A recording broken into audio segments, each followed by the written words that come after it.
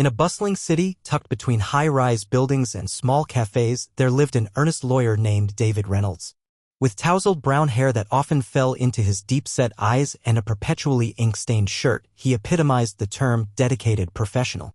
David had devoted nearly a decade of his life to advocating for those who had served in the military, believing deeply that every veteran deserved respect and justice upon their return home.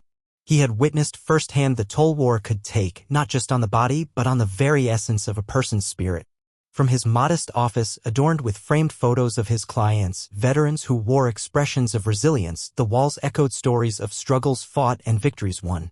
David was known for his unwavering compassion. He spent countless weekends poring over documents, tirelessly preparing cases late into the night while drinking lukewarm coffee.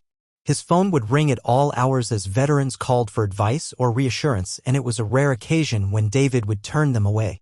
His belief in justice sometimes bordered on reckless valor. During meetings with high-ranking officials, David's rage against unfair policies was palpable. Often he refused to back down, standing firm against bureaucratic indifference, even if it meant risking his own stability. Critics dubbed him an idealist, but for David, this wasn't merely a job, it was a calling that demanded sacrifice. Today, as he sat in his cramped office filled with native memorabilia like military insignias and campaign ribbons, a particularly difficult case weighed heavily on his mind. A Vietnam War veteran named Carl Henderson faced potential eviction from his home due to issues stemming from his service-related trauma. David felt an almost visceral need to help Carl reclaim his dignity and security. As he prepared for another court appearance that day, a hearing meant to challenge the eviction notice, David knew the stakes were monumental. Every life he touched fueled his passion and reminded him why he fought so fiercely for justice. Little did David know that this fight would soon take a dramatic turn, a shift that would not only change Carl's fate but also upend David's entire career in the process. Carl Henderson, the Vietnam War veteran at the center of David's current case, was a man who had long since become a shadow of his former self. Once a vibrant presence filled with laughter and stories from his youth, Carl now struggled with the heavy burdens of post-traumatic stress disorder, PTSD. The memories of combat haunted him daily, manifesting in nightmares that left him drenched in sweat and gasping for breath. He often found himself trapped in his own mind, reliving moments of chaos and fear that made it difficult to connect with the world around him. Living alone in a modest apartment adorned with military memorabilia, Carl faced mounting challenges that extended beyond the psychological scars of war. A series of unfortunate events had culminated in his struggle to keep a roof over his head. After losing his job at a local factory due to panic attacks that made it impossible for him to concentrate, Carl fell behind on rent. His landlord was unsympathetic, sending eviction notices that only intensified Carl's anxiety. Desperate for help, Carl reached out to David after hearing about his reputation as an advocate for veterans. Their first meeting revealed the depth of Carl's despair. He spoke haltingly about how he felt abandoned by a society that once celebrated him as a hero. For David, each word was a reminder of why he fought so tirelessly for veterans like Carl, men and women who had given so much yet were left to navigate their struggles alone. In preparation for the upcoming court hearing, David meticulously gathered evidence to support Carl's case. He compiled medical records documenting Carl's PTSD diagnosis and sought testimonies from mental health professionals who could attest to how his condition affected his ability to maintain stable employment and housing.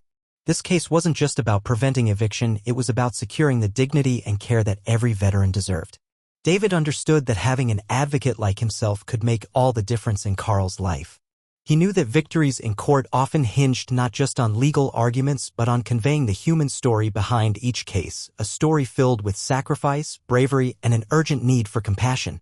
As he prepared for battle against bureaucratic indifference, David felt an overwhelming sense of responsibility to ensure that Carl's voice would be heard loud and clear amidst the cacophony of legalities and policies governing veterans' rights.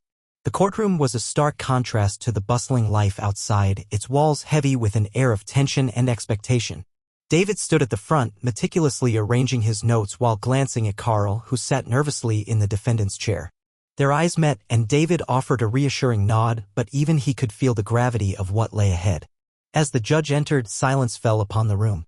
The gavel echoed, signaling the beginning of proceedings that would determine not only Carl's fate but also highlight the systemic issues faced by veterans like him.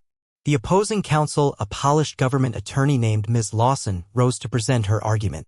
With smooth confidence, she outlined a case focused on Carl's supposed irresponsibility, twisting facts to portray him as a man unwilling to take responsibility for his own situation. David braced himself as Ms. Lawson emphasized Carl's eviction. He has failed to secure employment despite numerous opportunities, she declared, highlighting his panic attacks as mere excuses rather than legitimate barriers. It stung. Each word was a personal attack on Carl's character and resilience. Feeling the emotional weight of the moment, David rose to counter her claims. He addressed both the judge and jury with a steady voice that portrayed both urgency and compassion. This is more than just a case of eviction, he began passionately. It is about a man who served his country honorably and now battles demons no one can see. David's words hung in the air, challenging the cold facade presented by the opposition. He brought forth medical records that illustrated Carl's struggles with PTSD, documents that detailed how trauma had stolen not just his job but also his sense of self-worth. David then called on witnesses, mental health professionals who provided compelling testimony about how PTSD impacted veterans' lives and their ability to function in society. As they spoke about Carl's plight, their words echoed with sincerity and truth, weaving a narrative that painted a fuller picture of Carl beyond Ms. Lawson's narrow portrayal. As arguments persisted, emotions swelled within the courtroom. David could feel Carl's tension transform into hope mixed with fear. Every moment felt pivotal. The stakes climbed ever higher when David challenged systemic failures, how quickly society forgets those who risk everything for their country. He implored everyone present to recognize their shared humanity, turning what began as a legal battle into an urgent plea for understanding and justice. As he closed his argument, David looked directly at the judge and then at Carl, promising that he would not let him face this fight alone. The courtroom felt electric with anticipation. Each person present sensed they were witnessing a pivotal struggle between duty and neglect. The day after the courtroom hearing, David was summoned to his firm's conference room. The atmosphere was thick with unspoken words as he took a seat across from his managing partner, Mr. Jenkins, who regarded him with a mixture of concern and disappointment. The walls were lined with accolades and framed diplomas, reminders of the legal successes that had built the firm's reputation. "David, we need to talk about your recent conduct," Mr. Jenkins began, his voice steady but edged with tension. David felt a knot tighten in his stomach. He knew where this was headed. The firm had never been one to tolerate legal battles that could jeopardize its standing, especially against government entities. "I understand you wanted to help the veteran, but your actions have put the firm at risk," Mr. Jenkins continued, leaning forward slightly. "You challenged the government's stance publicly. That's not how we operate." David's heart raced. He had fought for what he believed was right, an act of integrity, not recklessness. "But Carl deserves to be represented. He's fighting for his life," David replied, desperation creeping into his tone. "If I don't stand up for him, who will?" Mr. Jenkins sighed heavily, shaking his head. "You need to think about your career, David. This case could lead to significant backlash against us. We're not equipped to take on the government." With a heavy heart, David listened as Mr. Jenkins laid out the terms of his termination, effective immediately. The words struck him like a physical blow, leaving him momentarily speechless. He had dedicated years to this firm, pouring his energy and passion into advocating for those in need, only to be cast aside for doing just that. As he gathered his belongings from his office, papers strewn across the desk and framed photographs of clients, the weight of the decision settled upon him like a heavy shroud. It wasn't just a job loss, it felt like a betrayal of everything he stood for. Walking out into the bright sunlight felt surreal, the world outside bustling with life while he grappled with the emotional aftermath of his dismissal. How could he continue fighting for veterans without the support of a firm? Yet deep down, something ignited within him, a fierce determination to continue advocating for Carl and others like him, regardless of the personal cost. This was not just about losing a job, it was about finding his true calling in a moment that tested his resolve and commitment to justice. As David stepped onto the sidewalk, he realized that sometimes sacrifice was necessary to uphold one's principles, even when it meant walking into an uncertain future alone. As David stepped out of the office building, the weight of his termination settled heavily on his shoulders. The bright sunlight seemed almost blinding, contrasting sharply with the shadow that loomed over him. Betrayal coursed through him like a cold wave. After years of dedication to the firm and his clients, he felt as if he had been cast aside for daring to uphold principles that should have been valued. Walking aimlessly down the sidewalk, David's mind raced with a mixture of frustration and sadness. How could a firm that claimed to advocate for justice turn its back on someone who fought for vulnerable individuals like Carl? It was as if all his hard work and sacrifices meant nothing against corporate interests and fear of government retribution. The sense of injustice left him feeling hollow, like a soldier abandoned by his own battalion in the heat of battle. He paused at a small park where children played and laughter filled the air, but he found no solace in their joy. Instead, memories flooded back, the faces of veterans he had helped, their stories of courage and pain intertwining with the very essence of who he was as a lawyer. Each case he fought had reinforced his belief that everyone deserved an advocate, especially those who sacrificed so much for their country. Now, with no firm to represent him, David grappled with an uncertain future. Yet amidst the turmoil, a flicker of resolve ignited within him. This was not just about losing a job, it was about reclaiming his commitment to veterans on his own terms.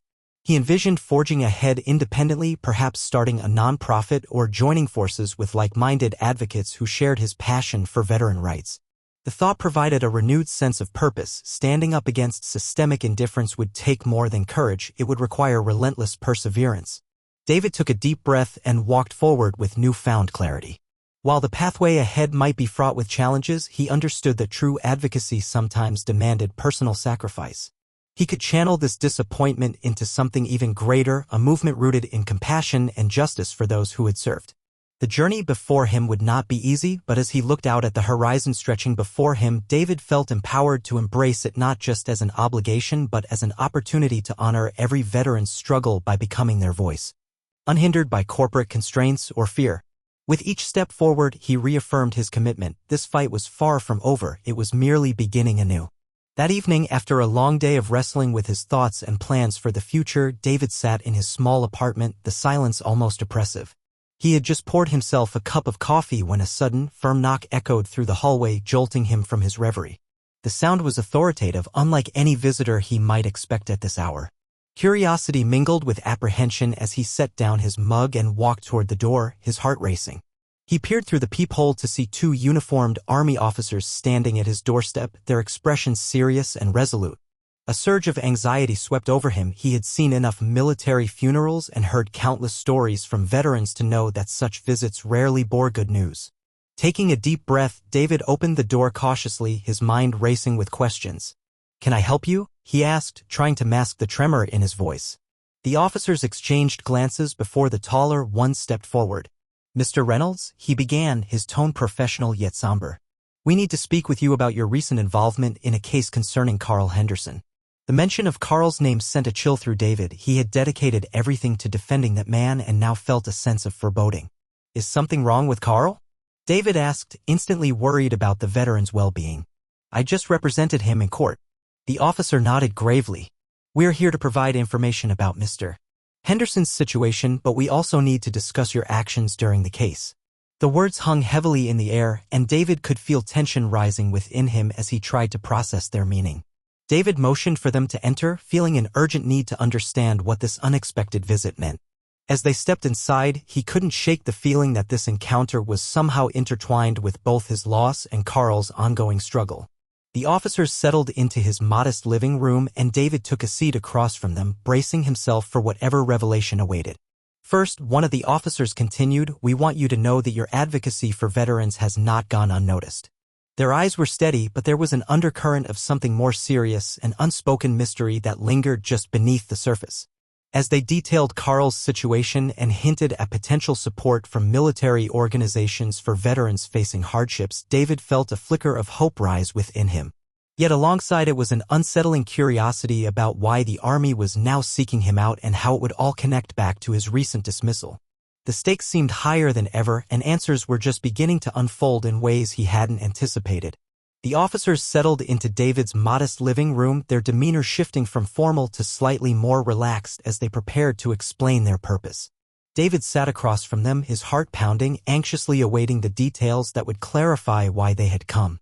"Mr. Reynolds," the taller officer began, "we're here to discuss not only Carl Henderson's situation but also to acknowledge your commitment to advocating for veterans like him." He paused, allowing David to absorb this initial sentiment. "The Army recognizes the challenges many veterans face when they return to civilian life, and your efforts have not gone unnoticed."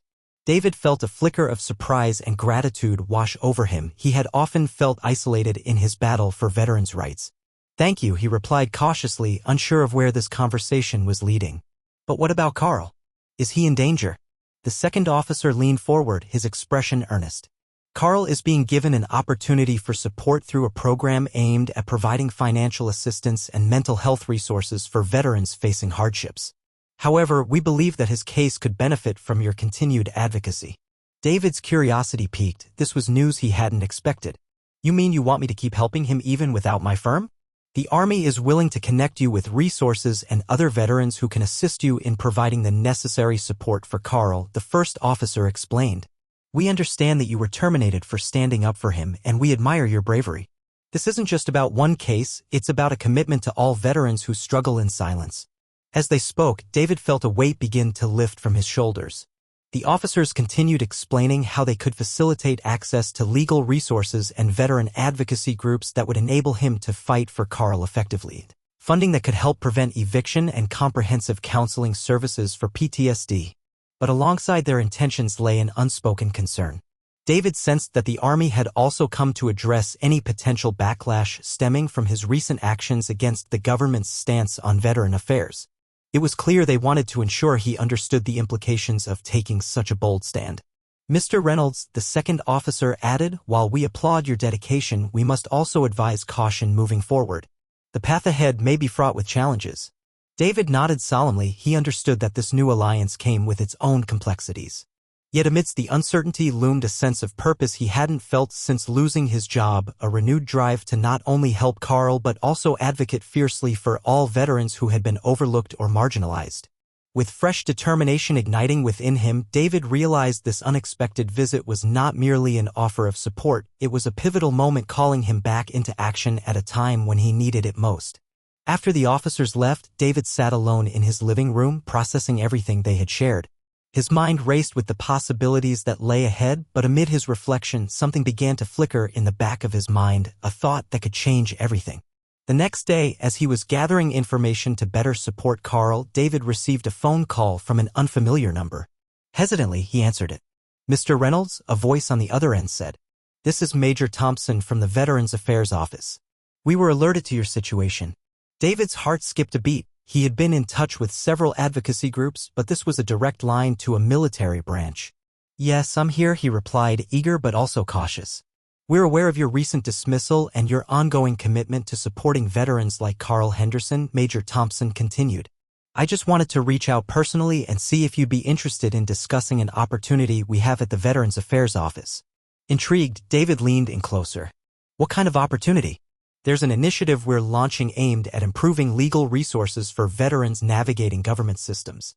We need someone with your background, someone who understands the complexities veterans face and has the passion to advocate for their rights. The major paused, allowing David to process the unexpected offer. We'd like to hire you as a consultant. David felt a rush of emotions, a mix of disbelief and excitement coursed through him. Consultant? As in?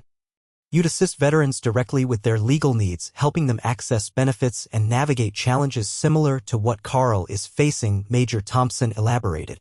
We believe your first-hand experience advocating for Carl could provide invaluable insights. The weight of uncertainty that had settled over him since his job loss began to lift. This was a chance not only to continue fighting for veterans but also to do so with institutional support behind him, an unexpected twist that could lead to a new chapter in his life. As thoughts raced through his mind about how this role could allow him to help countless veterans while ensuring he wasn't alone in this fight, David felt a renewed sense of purpose taking shape. Absolutely, he finally said, his voice steady with determination. I would love to discuss this further. With that affirmation, David sensed a shift not just in his career trajectory but also in his journey of advocacy. The adversity he had faced was now opening doors he had never envisioned, an opportunity not only to help Carl but also serve as a beacon for other veterans desperately seeking guidance amidst their struggles. As he hung up the phone, David couldn't help but smile. This new path held promises of growth and impact, and he realized that sometimes losing one thing could lead to discovering something far greater.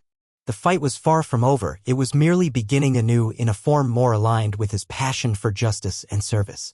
As David settled into his new role as a consultant with the Veterans Affairs Office, a sense of excitement intertwined with apprehension coursed through him. The office was bustling, filled with colleagues who shared his passion for advocating for veterans. It felt like a fresh start, a new beginning that allowed him to channel his experiences and frustrations into meaningful work. In the weeks that followed, David threw himself into his responsibilities with vigor. He met with veterans facing various challenges, some struggling to access benefits, others dealing with housing issues similar to Carl's. Each encounter deepened his understanding of the systemic barriers that veterans encountered daily, and he felt his resolve strengthening with every success story. One afternoon, as he prepared for a community outreach event aimed at educating veterans about their rights, memories of his dismissal flooded back. Initially, he had felt betrayed and disheartened. Now, however, those emotions transformed into gratitude. Losing his job had forced him to confront what truly mattered to him, fighting for justice and advocacy without corporate constraints. David stood at the podium during the event, looking out at the faces of veterans eager to learn. He spoke passionately about their rights, emphasizing the importance of resilience and support within their community.